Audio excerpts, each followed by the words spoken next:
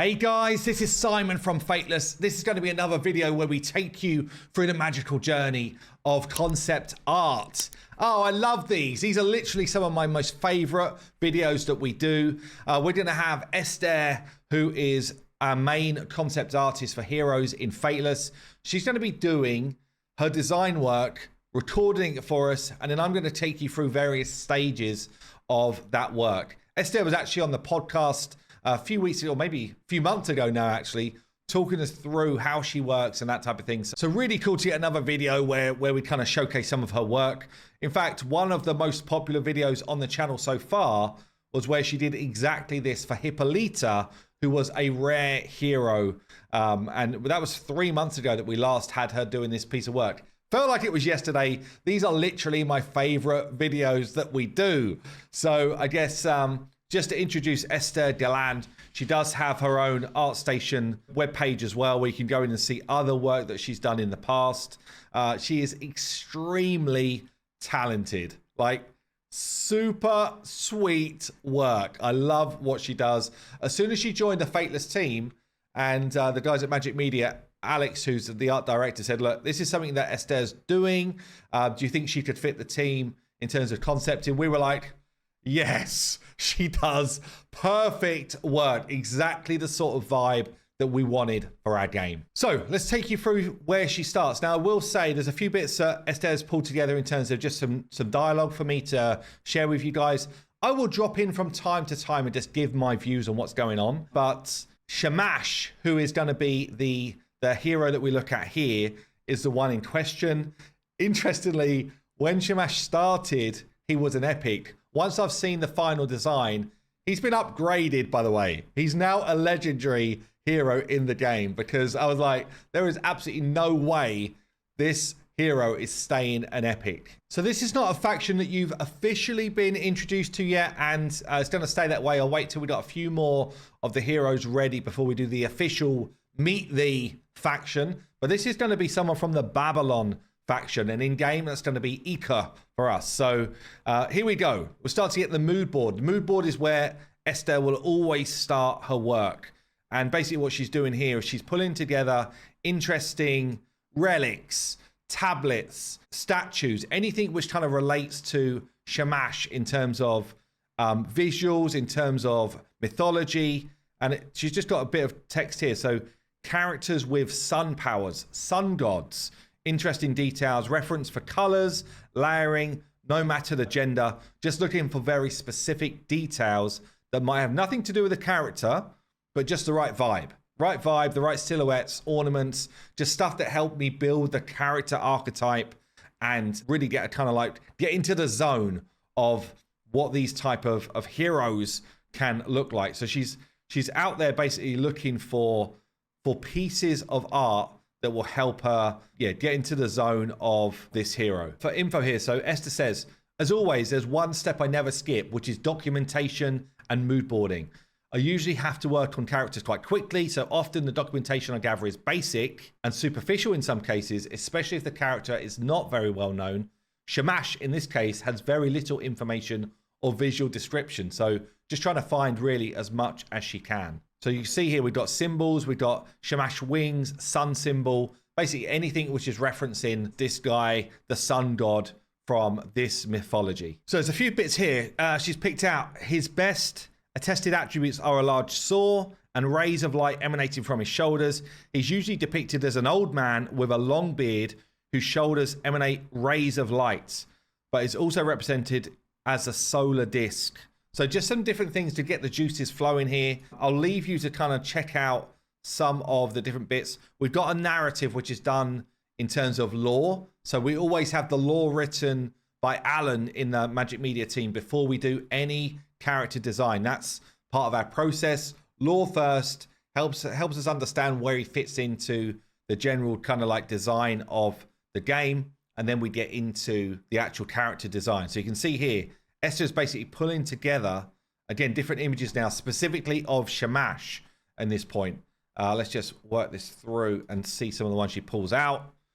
But yeah, so she's looking at specific images of both the Babylon faction, the different type of vibe. They got the different look, this kind of like Digger Chad beard that they have going on, which is super sweet. And then she's just kind of like getting herself in the zone. Artistically, she needs to be in the zone. So you can see the mood boards end up quite fleshed out, actually, in terms of different visuals, not just a depiction of Shamash or whoever the hero is. Sometimes there's different visuals of other gods which just kind of have the same type of power. She's got here old wise men. It's literally just what are the different kind of like features that you're finding. You've got other sun gods here. I love the way actually she's got some interesting stuff. So she's got Lee Sin from League of Legends here. She's got some of the guys from the Guardians of the Galaxies. I can't remember what that group is called, but basically the ones who create Adam Warlock, if you watch the Guardians of the Galaxies. Also, a couple of the other heroes that we've got within the game. And then actually we got down here as well, fashion references. There's even like a modding guy who's tried to create a beard like it. And as she said in her original point, like some female influences is just kind of like design, shape, color at this point. So Esther goes on to say here, I always start by reading over the history within the mythology to make sure that I know where the character belongs, read the in-game narrative.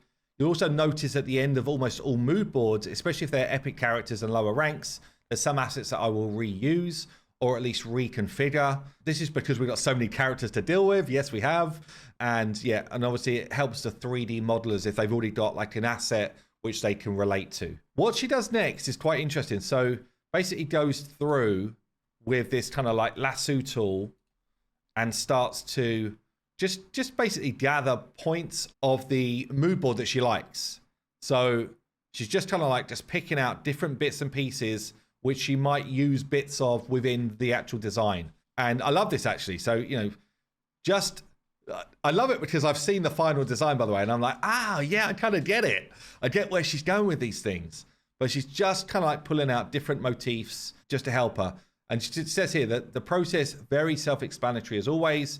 Use the lasso tool mainly to see which silhouettes I find more attractive, facial features that I like. She says here, I know it doesn't look very attractive at first, but trust the process. I love this stuff. I honestly love this stuff when when artists really get to work and they start to kind of like hone in on their craft. And obviously she's just finding here different things which she finds awesome, which kind of like relate to the theme that she's looking at. Okay then, so we get onto the actual design now. We've got our base mesh. What she does here is she takes a base model that we've already used or at least worked on before, and Esther will start to now refine it in the way that makes sense for this new hero. Now, what this means is every hero that you see will actually be unique in terms of visual appearance, but our 3D modelers are able to start somewhere else. So it means that we massively speed up our process, even if it's tweaking a design that we've already got and making it feel like it's completely brand new. That's still faster than going in completely fresh. So I'll let you watch some of Esther's fine work here.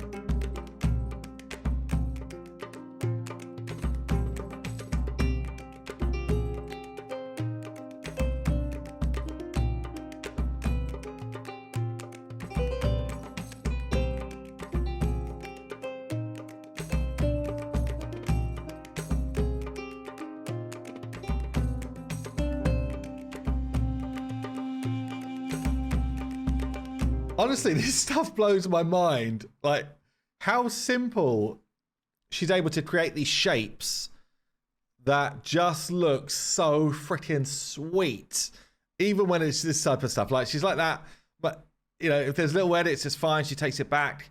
But just pulling it together, she knows exactly what she wants to get as her end product, and she's just creating different shapes to find her way there. Super sweet, really, really great work. Even now, you look at this kind of like finished piece compared to how it started, you know, minutes ago, and crazy how much work she's done in that time. Okay, so now's where we start to make use of items that have already been created for other heroes in our game. They're not necessarily going to look the same at the end, but this is where we gain a bit of efficiency in game design. So, you know, some of the bits that have been used, even for different factions, by the way. So some of these pieces are from Eka faction. And we're able to just utilize them, but recolor, retexture for this hero. And some of these things are like the underlayer as well. So most of it you don't see in game. Therefore, it just makes a lot of sense to reutilize some of these pieces, but just allowing the 3D modelers to say, like, use this as a base, and then what I want you to do is to paint over the top and almost like extend out the different parts.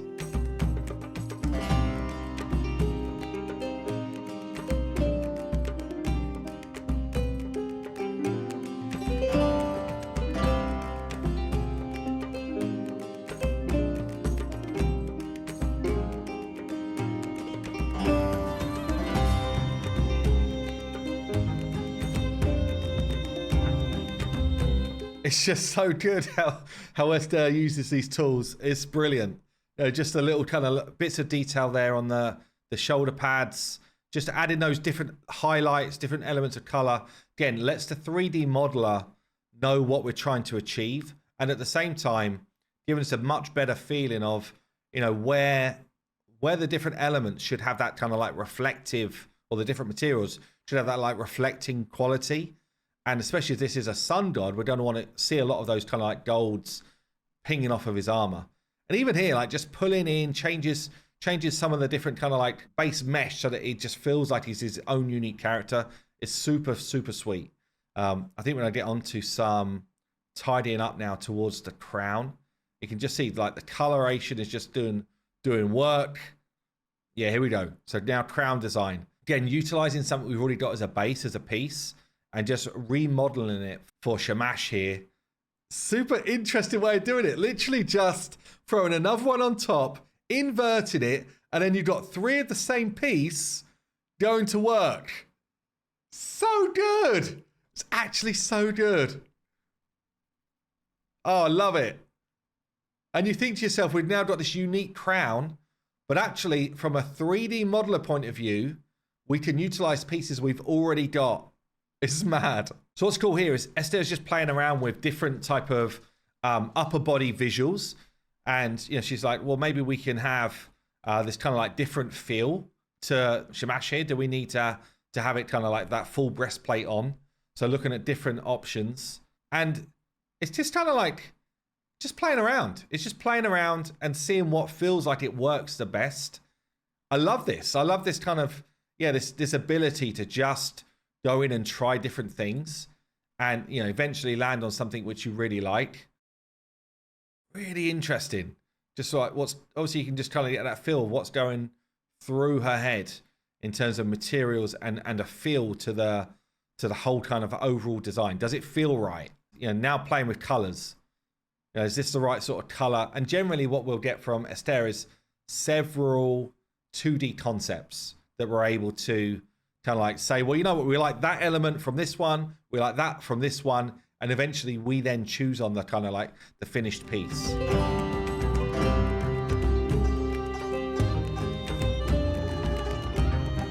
I think this might have been the part where I was like, this is definitely a legendary. So Esther is basically starting to do some finite work on the skin. This is a sun god. She's basically just allowing the power of the sun to be pulsing through his skin. And, you know, when we get onto like the visual effects, we'll get some kind of like real nice veining and kind of work done here in terms of just seeing that kind of like almost the power of the sun ebbing through him. That can't be an epic, right? That's got to be a legendary hero. Look at this great work. Just to remember what this looked like, you know, minutes ago. Absolutely phenomenal work.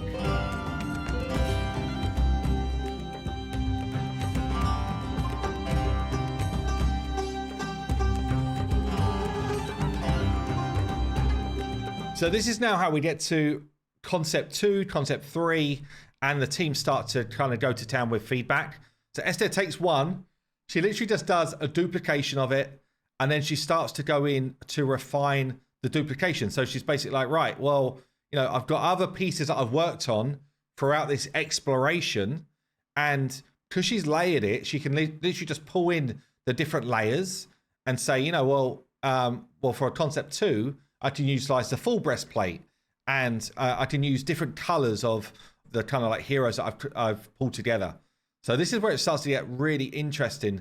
The speed that she's able to pull together different concepts once she's got that base that she really likes is unreal.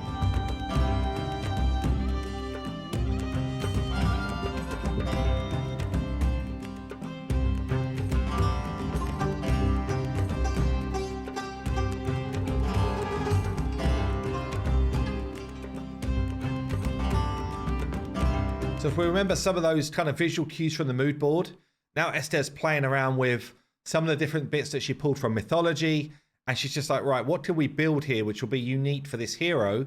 A bunch of this stuff is unique to this hero, but what can we build which will really kind of like sell what this hero is all about? And that's what she's playing around with here.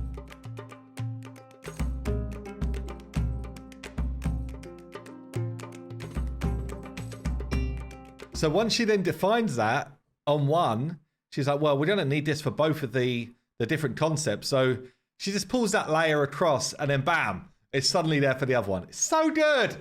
It's actually so damn good. I love it. Absolutely love this work. Okay, so now Esther has got to a place where she really likes the concepts. It's kind of fine detail time. So she goes in and she starts to really refine the face, starts to get that feel of the hero, like the real feel of the hero.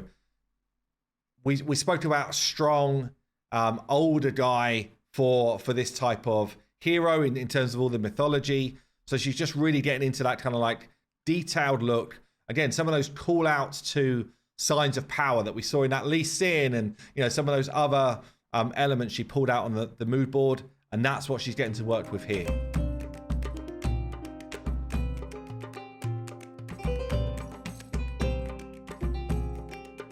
This bit's so damn good as well. So she's just going now into detail on the beard. Check this out in a second. It's so damn good. Oh, I love it. I could watch this stuff all day long, honestly. It's so brilliant. Absolutely brilliant. So she starts going in. It's like, right, that kind of defining moment of the beard for this faction. Well, you'll see it for yourself. She's getting the right sort of look, the right sort of weight to it. And then it's just these kind of like clasps which hold the beard. I don't know what these are called, honestly, but a bunch of this faction will have these. Just look how quickly she transforms this beard. It's nuts.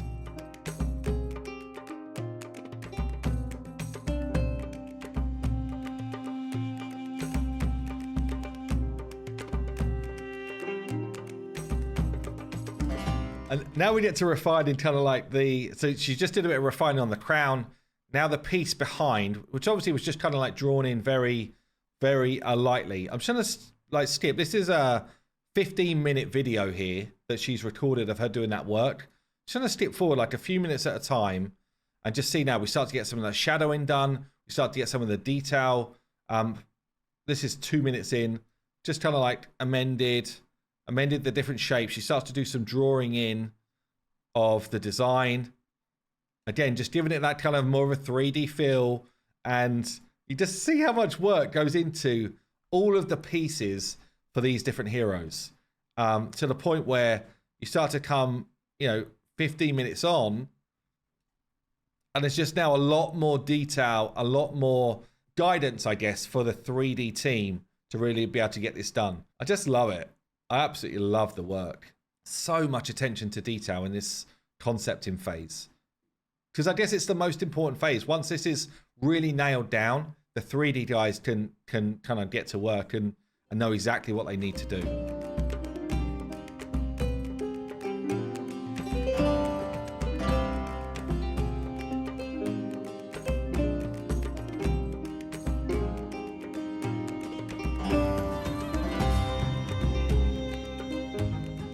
Now, every hero is going to have their hero symbol, their faction symbol on them somewhere, whether it's a part of their armor, weaponry, a tattoo, whatever it's going to be. Every single hero will have that defining mark.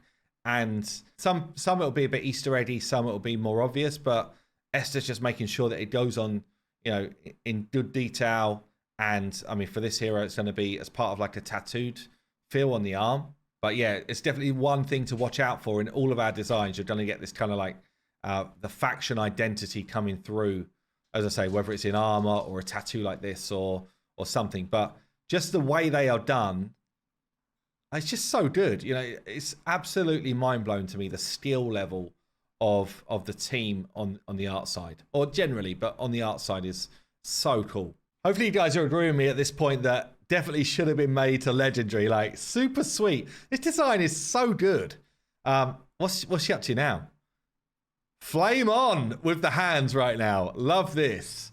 This kind of, so this will be more done in VFX, and you'll see the same sort of, all the light emanating from the crown and stuff will all be VFX as well. So sometimes when you're seeing our finished models, which are 3D rendered, you're still not quite getting the full effect of what these heroes will be doing, because the VFX comes right at the end for us. But we have to have it kind of like built into the concepting with at least some notes and some visual references for that team, because they need to know what needs to be done. And you know, these type of things, the VFX, like the fiery glows, that type of stuff, it makes the difference when you're going for real quality in this style of game. So when I first saw Esther do this, it was mind-blowing. It still is. So she's taken now a copy of the finished front concept, and she's now drawn in a second copy and just basically like filtered out the colors. She's still got it there, like an opaque layer over it, I guess, or a layer over it so she can still see some of the design. But now basically what she's doing is she's creating the back view. And we need a back view again for the 3D modelers, just to make sure they understand what's going on. So she now starts to prepare the back design, and all she's doing is basically she's taking the front proportions and then saying, well, how would this look from a design from behind? And like when she just pulls the hair in and stuff, it's so crazy. It's so crazy, like how effective it is. Just teaching artists some of these base rules is brilliant. We've actually got Nico, who's one of the interns that came and joined Fateless, who's now actually been employed full time. Being able to teach some of the skills in terms of how to do this stuff is brilliant. I love it as well, by the way. I'm not anywhere near as good in terms of artistic flair and stuff, but I do enjoy to paint and stuff like that. So just seeing some of the techniques that are used in game design to both, you know, save time, but also make sure you get the right proportions in and stuff is absolutely phenomenal.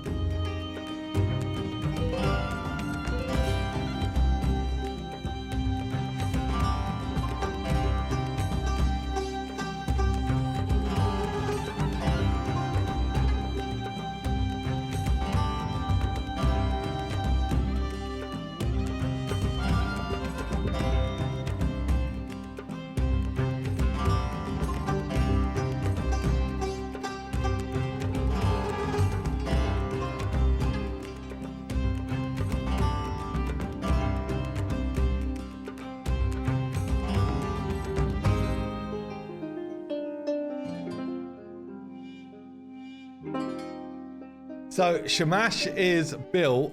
What we now got is the weapon being designed. So again, we take a designed weapon from our game, and then Esther will start to draw over that and make the weapon feel unique. So we're utilizing stuff that's already built, but we're just adding some modeling to it to make sure that everything you get and feel in game feels totally unique and suits the hero that it's being designed for. But we are able to save some time and cost and all that type of stuff based on utilizing some of the work that we've already done. Just look at this already. It's so cool. And just the fact that, you know, it's kind of got those marks to this hero already. You can kind of like tell that it was made for Shamash even before it's finished. So Esther will start to do now those refinements, the real kind of detailed piece. And again, like the initial design is now gone. This is now a new weapon. And you can see on the left-hand side here, the kind of the overall visual and size in proportion to hero. So all of that stuff's really important again for the modelers. So it's going to be a mammoth sword with this kind of like motif, which suits the mythology, which suits all of the research that was done. And, you know, you get kind of like this feel of sun god now coming through. And again, the VFX starts to be added in just to give it that extra touch, that extra finesse, which is really, really sweet. So again, phenomenal work by Esther. I really appreciate her doing this because obviously it adds a bit more to her day in terms of recording this stuff. And I guess let me know if you enjoy this type of video. Would you like to see this type of design work again? If so, in the comments down below.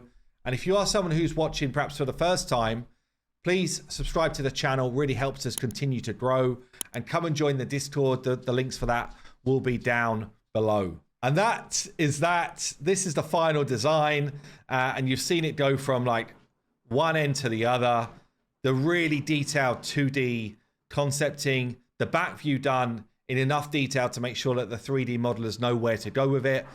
Anything which is kind of like really precise with references for the 3D modelers as well. And then the weapon is ready to go. There you go, guys. I've been Simon from Fateless. Hope you enjoyed that as much as I did. And I'll see you in the next one.